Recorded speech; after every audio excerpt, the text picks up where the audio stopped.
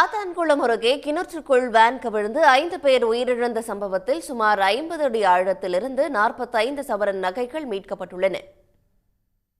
திருச்செந்தூர் அருகே வெள்ளாளன் விளையைச் சேர்ந்த மோசஸ் என்பவர் கோவையில் மளிகை கடை நடத்தி வந்தார். சொந்த ஊரில் நடைபெறும் ஆலய பிரதிஷ்டை விழாவிற்காக குடும்பத்துடன் ஆம்னி வேனில் அவர் கிளம்பியுள்ளார். சாத்தான்குளம் அருகே மீரான்குளம் பகுதியில் வேன் கட்டுப்பாட்டை இழந்து சாலையோர கிணற்றில் பாய்ந்ததில் 1.5 வயது குழந்தை உட்பட 5 பேர் உயிரிழந்தனர். எஞ்சிய 3 பேர் நீந்தி வெளியே வந்தனர். வேன் மீட்கப்பட்டதைத் தொடர்ந்து பல மணி நேரம் போராடி உடல்களும் மீட்கப்பட்ட நிலையில் கிணற்றுக்குள் நகைகள் கிடப்பதாக உறவினர்கள் கூறியுள்ளனர். 2வது நாளாக நடந்த மீட்புப் பணியில் கிணற்றில் இருந்து மோட்டார் மூலம் பெருமளவு தண்ணீர் இறைத்து வெளியேற்றப்பட்டது.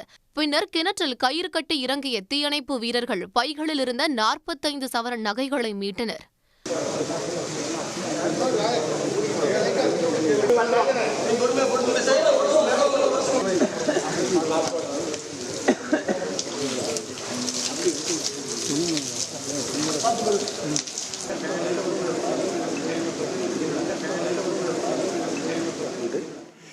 மாவட்ட ஆட்சியர் இன்று காலை தொலைபேசியில் தொடர்பு கொண்டு 2 பைகள் கிணற்றுக்குள்ளேயே விழுந்து விட்டதாகவும் அதில் வேல்யூபிள் பொருள் இருக்கிறதாகவும் சொன்னாங்க. அதை போய் நம்ம ஸ்கூபா டைவிங் பணியாளர்களை வச்சு அதை எடுத்து கொடுங்கன்னு சொல்ல பேரில் அவர்கள் கூறியது போல் 2 ஒரு ஹேண்ட்பேக்கும் ஒரு பையும் இருந்தது. அதிலிருந்து சுமார் 45 பவுன் நகை பொருட்களை சம்பந்தப்பட்ட அவர்களிடம் சாத்தான்குளம் போலீசார் முன்னிலையில் ஒப்படைக்கப்பட்டது.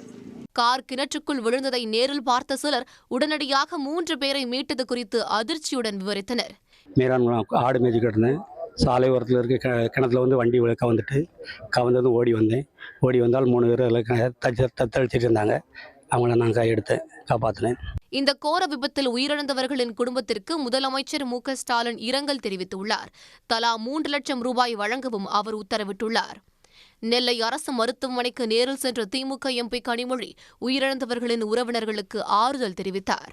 உடனுக்குடன் செய்திகளை தெரிந்து கொள்ள சன் நியூஸ் பெல் ஐகானை கிளிக் பண்ணுங்க.